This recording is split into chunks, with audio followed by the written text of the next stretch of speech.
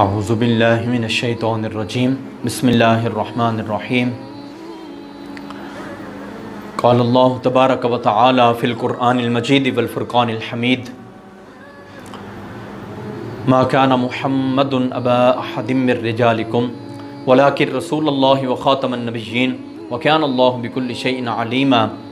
آمنت باللہ صدق اللہ مولانا العظیم وصدق وبلغنا رسولہ النبی الکریم الامین۔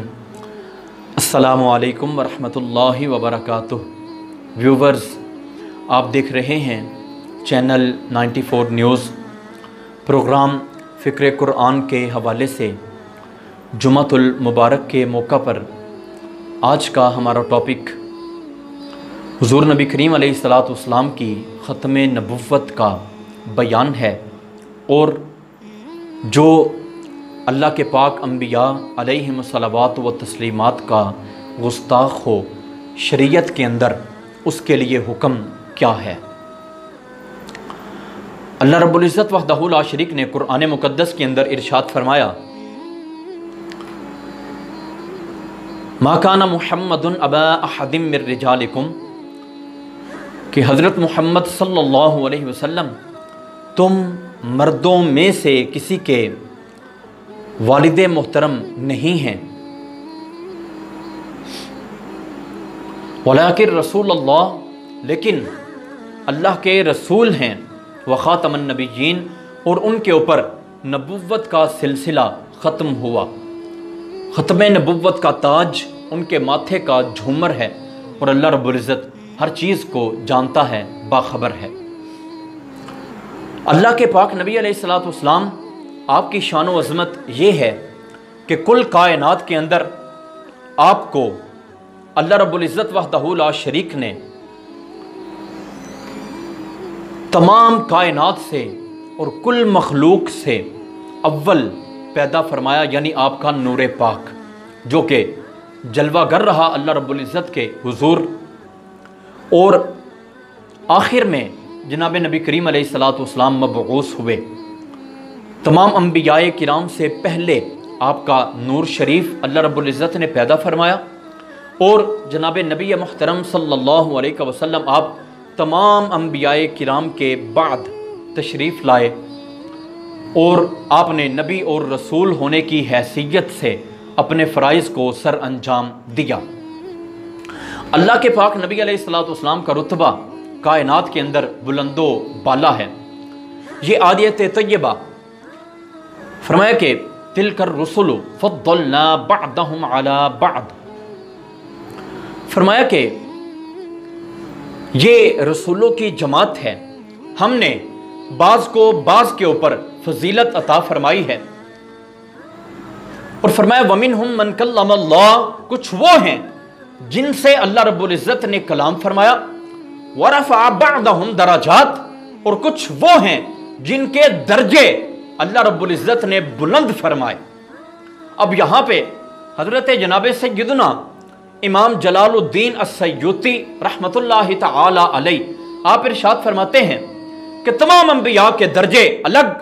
لیکن پاک نبی علیہ الصلوۃ والسلام کو درجہ اللہ رب العزت نے کائنات کے اندر یہ دیا کہ فرمایا بعموم الدعوت و ختم النبوہ، کہ اللہ رب العزت کے پاک نبی علیہ الصلوۃ والسلام کی دعوت یہ عام ہے، یعنی کوئی نبی ایک گاؤں کا، کوئی نبی ایک قریہ کے لیے تشریف لائے، کوئی نبی ایک شہر کے لیے تشریف لائے، کوئی نبی ایک آبادی تک کی حد کے لیے تشریف لائے، لیکن اللہ کے پاک نبی علیہ الصلوۃ والسلام آپ کی دعوت عامہ کل کائنات کے لیے ہے، پوری کائنات کے لیے۔ سرکار دو عالم علیہ الصلوۃ والسلام آپ رحمت للعالمین بن کے تشریف لائے، اور پوری کائنات کے لیے آپ کا پیغام ہے کہ میں اللہ کا نبی ہوں، اے لوگو اللہ رب العزت ایک ہے، عبادت اسی کی کرو، اور مجھے اللہ کا نبی اور اللہ کا رسول یہ مانو، اس چیز کو ایکسپٹ کر لو، اس چیز کو قبول کرنے اور تسلیم کرنے کے اندر ہی تمہارے لیے بہتری ہے۔ اور اسی طرح اللہ کے پاک نبی علیہ الصلوۃ والسلام آپ نے یہ ارشاد فرمایا، انا خاتم النبیین، میں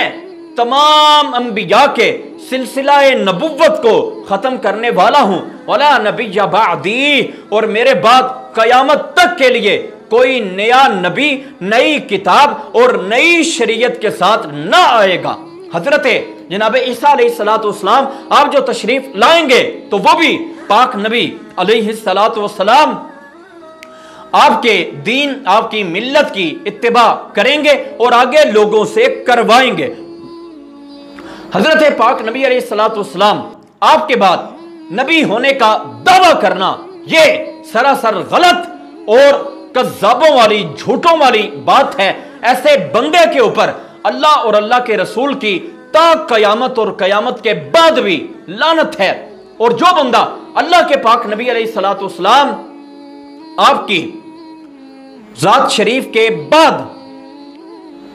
نبی ہونے کا دعویٰ کرے وہ کافر مطلق ہے۔ حضرت پاک نبی علیہ السلام جناب سرکار دو عالم صلی اللہ علیہ وسلم آپ کی شان و عظمت کے اوپر ایک بندے نے حضرت جناب سیدنا امام اعظم ابو حنیفہ رضی اللہ تعالی عنہ آپ کے زمانہ پاک کے اندر یہ دعویٰ کیا کہ میں اللہ کا نبی ہوں۔ لوگوں کے سامنے دعویٰ کر دیا میں اللہ کا نبی ہوں، I am the prophet of holy God، میں اللہ رب العزت کا نبی ہوں۔ لوگوں نے دلیل مانگی، طلب کی، لوگوں نے ڈیمانڈ کی اس بات کی کہ اپنی اس بات کے اوپر آرگومنٹ کو پیش کرو، اپنے دلائل دو، کوئی دلیل لے آؤ۔ تو وہ کہنے لگا کہ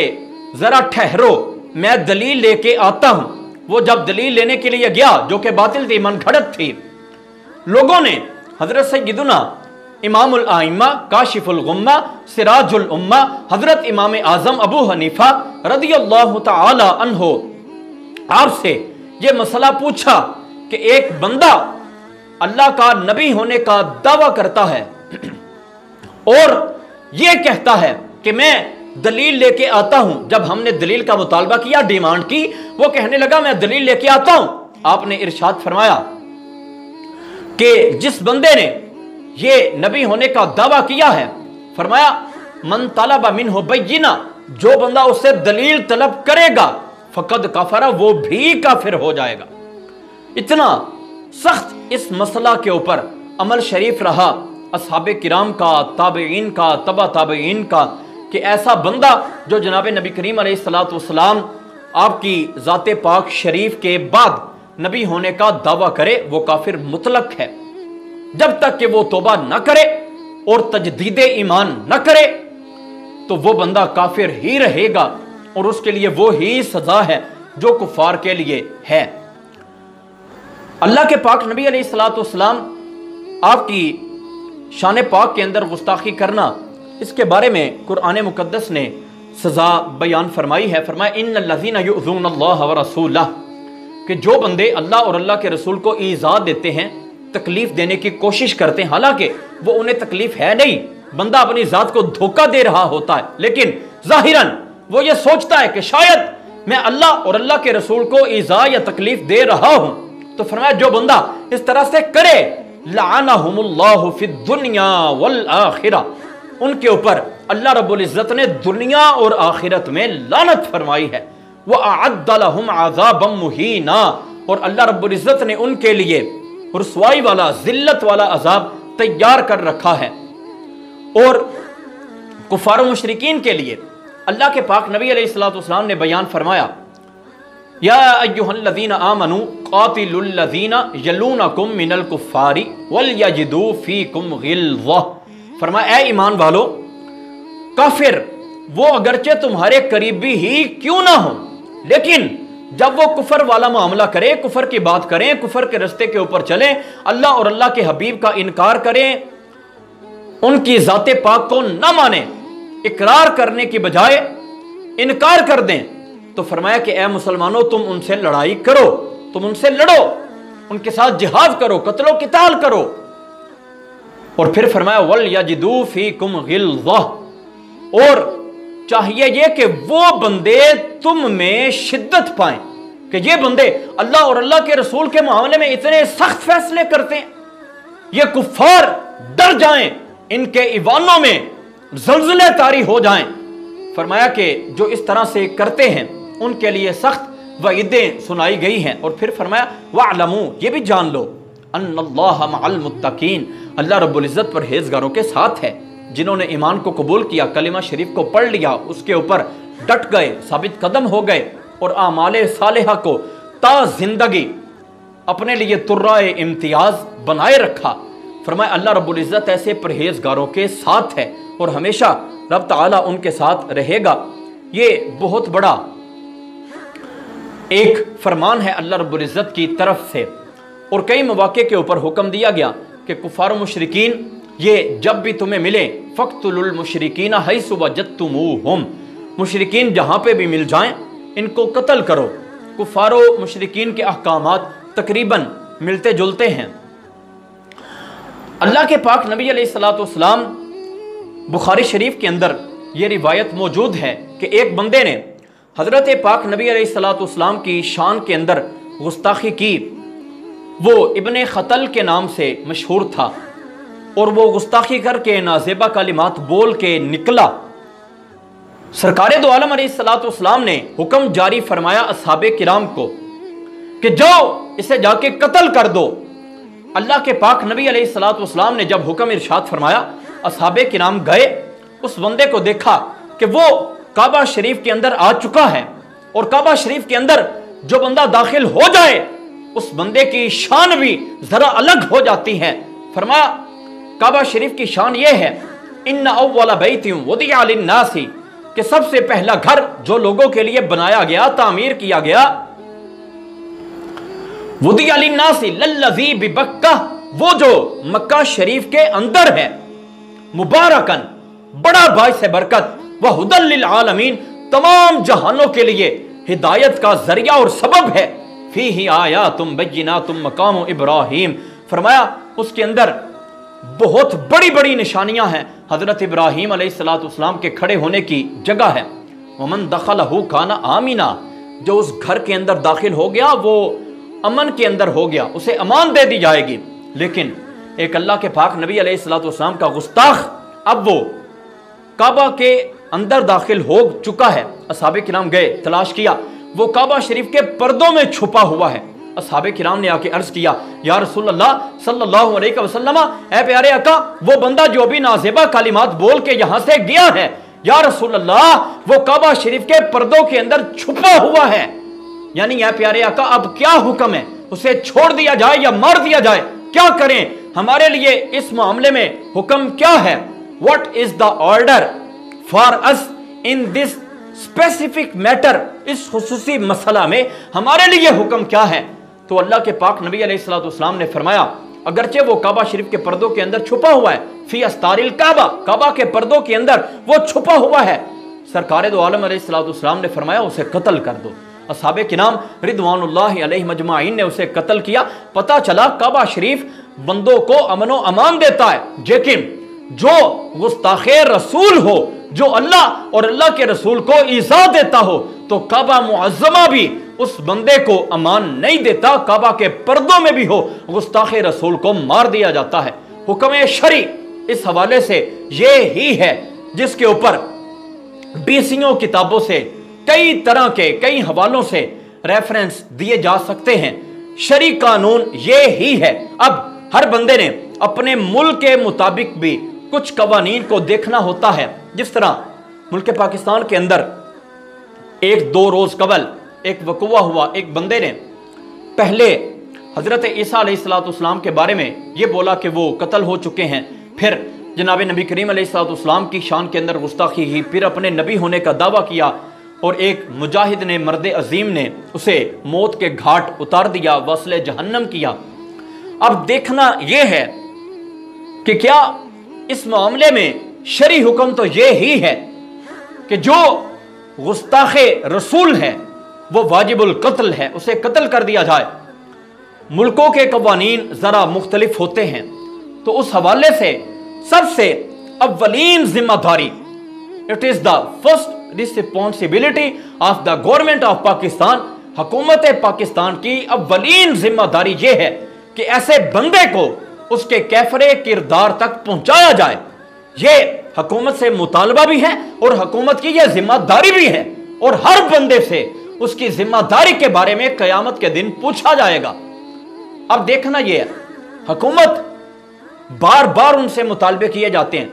آئے دن 2 دن گزرتے ہیں، 4 دن گزرتے ہیں، مہینے بعد 2 مہینوں کے بعد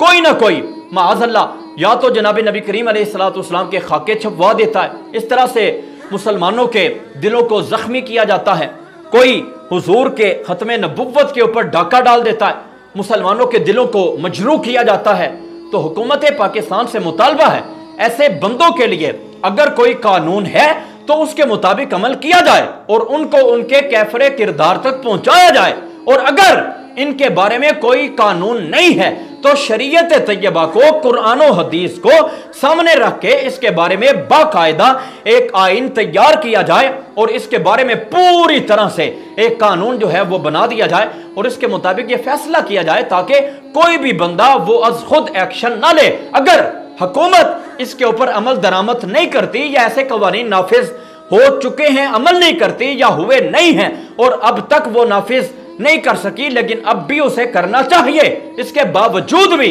اگر حکومت وقت یہ نہیں کرتی تو پھر لوگ خود تو کریں گے۔ لوگوں کے دلوں کے اندر عشق خدا اور رسول جو رچ بس چکا ہے اس کو کوئی نکال تو نہیں سکتا۔ اللہ کے پاک نبی علیہ السلام کی محبت یہ تو سعادت دارین کا سبب ہے، دنیا اور آخرت دونوں جہانوں کے اندر وہ بندہ کامیاب اور کامران ہے جس کے دل کے اندر پاک نبی علیہ السلام کی محبت ہے، اور وہ صرف اللہ کے پاک نبی کا نام ہی نہیں لیتا، آپ کی سیرت کے اوپر پہرا دیتا ہے، وہ اعمال صالحہ کرتا ہے کہ یہ میرے پاک نبی علیہ السلام آپ کی سنت طیبہ، آپ کی سنت مبارکہ ہے، وہ پاک نبی علیہ السلام کی سیرت کے اوپر پوری طرح سے پہرا دیتا ہے، اور جب بھی حضور کی ناموس کے اوپر حملے کیے جاتے ہوں وہ پھر پاک نبی علیہ السلام کی طرف سے اللہ اور اللہ کے رسول کے فضل سے پوری طرح سے پاسبان نظر آتا ہے۔ لہٰذا حکومت وقت کو چاہیے اس معاملہ کے اوپر پوری طرح سے ایکشن لیا جائے، اگر کوئی قانون اس معاملے میں نہیں بنا تو اسے بنایا جائے اور اس کا اجرا کیا جائے تاکہ لوگوں کی زبانوں کے اوپر تالے لگ جائیں کہ وہ اللہ اور اللہ کے رسول کی بارگاہ کے اندر، اہل بیت اطہار کی شان کے اندر، اصحاب کرام کی شان کے اندر، اولیاء اعظام کی شانوں کے اندر نازیبا کلمات بولنے سے اپنی زبانوں کو لگام کے اندر رکھیں۔ ایسے قوانین کا اجرا بڑا ضروری ہوتا ہے تاکہ ملک کے اندر امن ہو، سلامتی ہو، اور امن و سلامتی جس ملک کے اندر ہو وہ ملک ہی بہتر شمار کیا جاتا ہے پوری کائنات کے اندر۔ اللہ رب العزت وحدہ لا شریک ہم سب کو توفیق عمل عطا فرمائے اور دین متین کو سمجھنے کی توفیق عطا فرمائے، آمین۔ وما توفیقی الا باللہ۔